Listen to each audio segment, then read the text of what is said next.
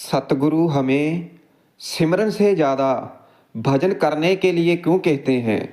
भजन करना क्यों जरूरी है? डुबकी मारी समुंदर में, निकसा जाए आकाश। गगन मंडल में घर किया, हीरा पाया दास।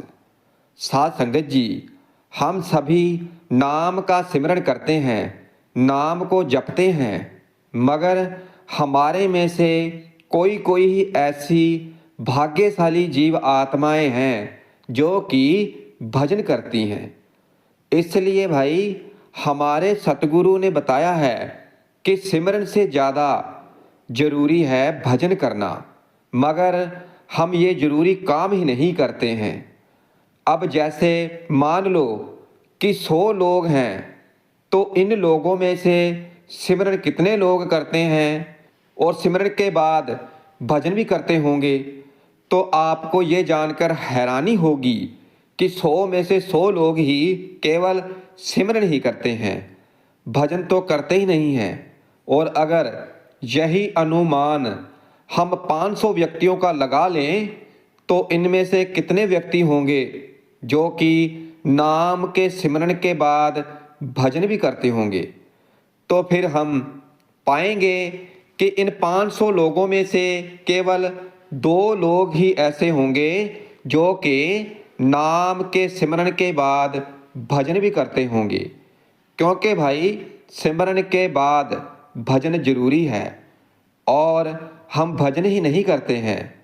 अब हम सत्संग में जाते हैं तो सिमरन के बारे में हमें बहुत कुछ समझाया जाता है, मगर भजन के बारे में थोड़ा कम ही समझाया जाता है। अब अगर हम धर्मशास्त्रों की पुस्तकें पढ़ें तो फिर पुस्तकों में भी यही पाएंगे कि सिमरन के बारे में बहुत कुछ बताया गया है, मगर भजन के बारे में नहीं बताया गया है।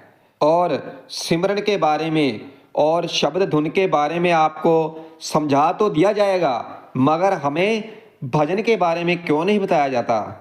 तो इस बात को समझने की कोशिश करो कि भजन हमारे लिए क्यों जरूरी है।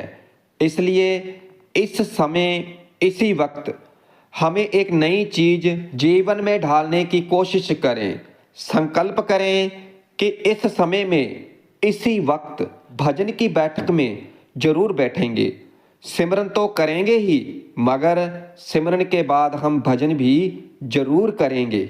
और हमने जैसे सिमरन की आदत डाली हुई है, तो हम वैसे ही भजन की आदत भी डालेंगे। और अगर ऐसा कर लिया तो फिर देखना कि हमारे साथ कितना अच्छा होता है। इसलिए सबसे पहले हमें इस बात को अच्छी तरह से समझ लेना चाहिए कि सिमरन से ज़्यादा भजन क्यों जरूरी है। क्योंकि एक बात का ध्यान रखना, सिमरन हम चाहे कितना भी समय कर लें तो हमारी सूरत नहीं चढ़ सकती।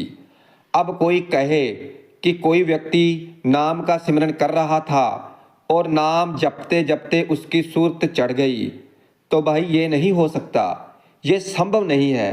क्योंकि ये अनुभव तो इसीलिए कह रहे हैं, नाम जपते जपते कभी भी सूरत नहीं चढ़ सकती, मगर ध्यान करते करते सूरत चढ़ जाएगी, भजन करते करते सूरत चढ़ जाएगी। क्योंकि अगर हम सिमरन कर रहे हैं तो इसका मतलब है कि हमें अपनी शुद्ध है।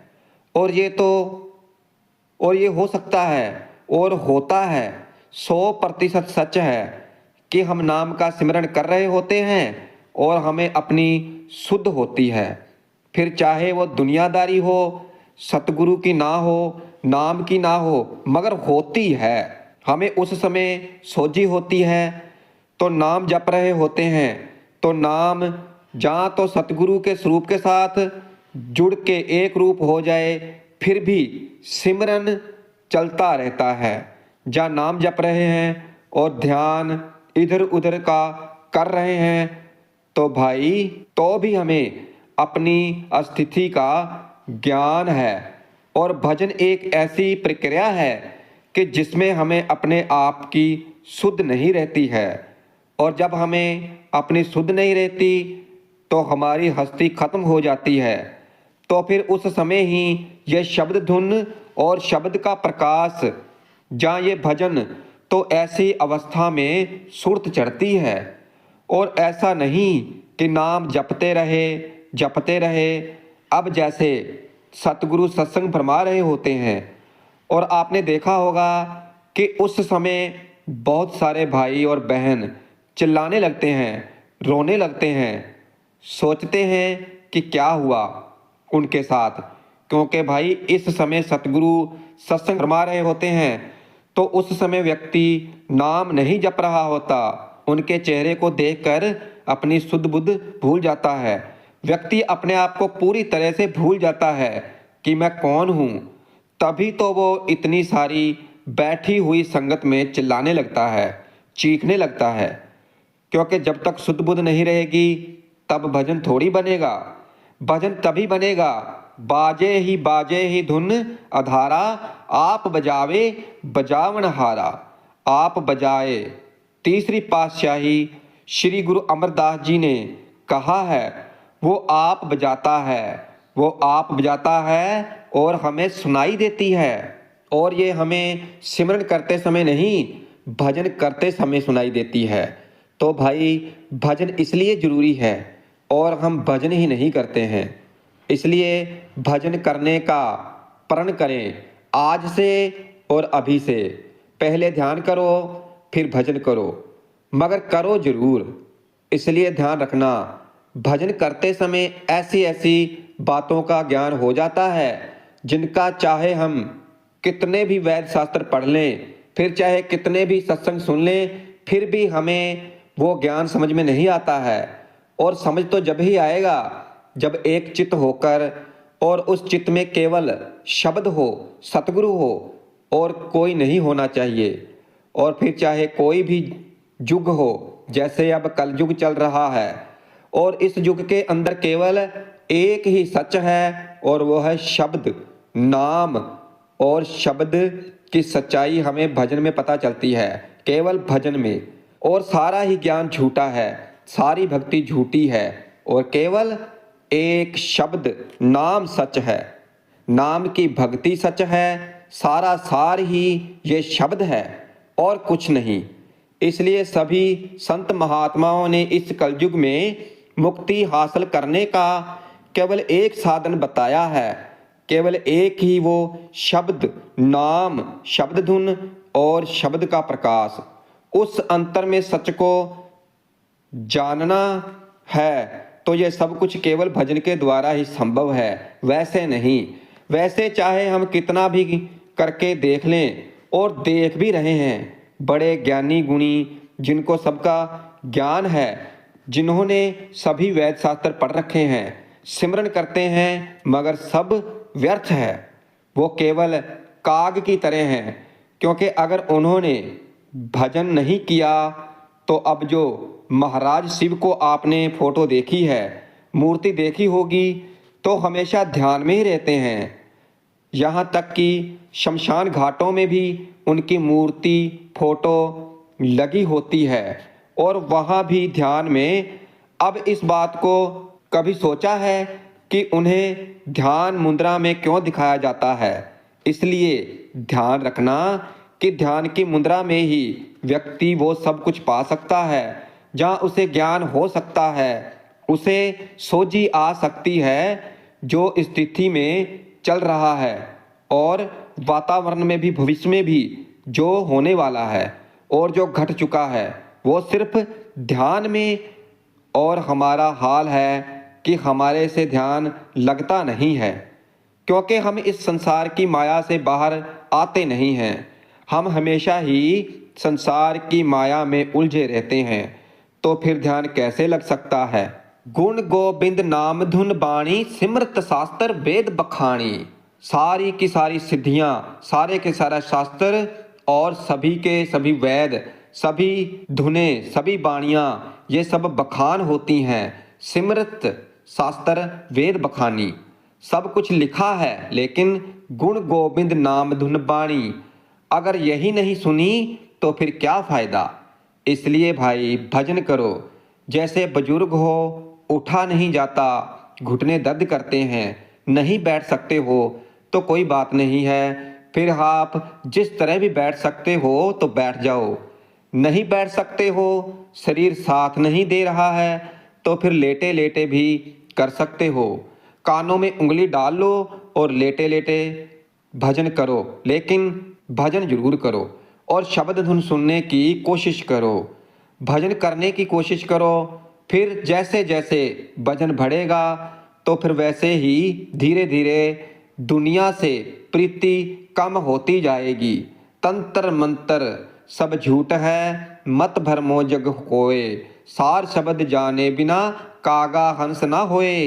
इसीलिए भाई हम कहते हैं कि सब कुछ ही व्यर्थ है अगर भजन नहीं किया तो। इसलिए कहा गया है कि सार शब्द एक सत्य है, इस सत्य को समझो। और इस सत्य को हम केवल भजन के द्वारा ही समझ सकते हैं, वैसे नहीं। फिर चाहे कितनी भी भक्ति क्यों ना कर लें, अगर भजन ही नहीं किया तो सभी व्यर्थ है, शून्य है। इसलिए भाइयों और बहनों, बुजुर्गों और माताओं, हम सभी से विनती करते हैं और हम वही समझा रहे हैं जो कि हमें खुद समझ में आया है और हम बहुत अच्छा अनुभव कर रहे हैं।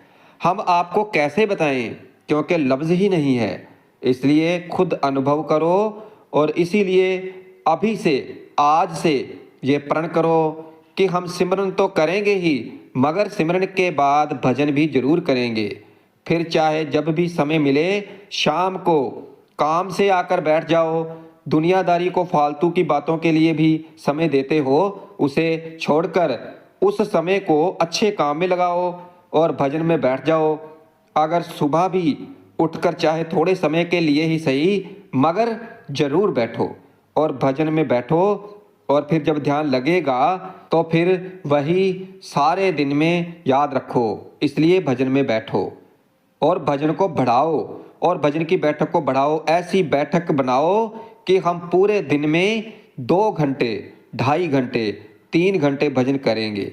अब कई लोग कहते हैं कि फिर काम कैसे करेंगे, तो अभ्यास तो करो। जैसे जैसे 2 से 2.5 घंटे अभ्यास करते हो सिमरन का, तो फिर बनता है भजन आधे घंटे का। इसलिए सोचो, सोचने में क्या जाता है, ऐसा सोचो कि 100 घंटों का सोचो, और जब इतना सोचोगे तब कहीं जाकर आधे घंटे का भजन बनेगा। हमने आपको शुरू में बता दिया था कि 100 में से 100 व्यक्तियों को चुन लो, तो एक व्यक्ति भी भजन नहीं करता और 500 में से केवल 2 व्यक्ति करते हैं। हम कहते हैं कि हमारे इस सत्संग को सुनने के बाद आपको प्रेरणा मिले और हर व्यक्ति सिमरन के साथ साथ भजन भी करने में लग जाए और ये संख्या 500 में से 450 की हो जाए, तो फिर हमारा तो भाई सत्संग सफल हो जाए, हमारा समझाना तो सफल हो गया। इसलिए भाई सिमरन तो करना ही है, मगर सिमरन के साथ साथ भजन भी जरूर करो, क्योंकि सिमरन के साथ भजन बहुत ही जरूरी है। इसलिए भजन करो और बिन नागा करो, रोजाना करो, जब भी समय मिले तभी करो, मगर करो जरूर। इसलिए इस सत्संग के द्वारा हम आपको यही कहना चाहेंगे कि अगर हमें अपने सतगुरु से प्रेम है, प्यार है, हम चाहते हैं कि हम अपने सतगुरु की आज्ञा का पालन करें, उनके हुक्म में रहें, उनके कहने में रहें, तो फिर भाई सिमरन करो और सिमरन के बाद भजन भी जरूर करो।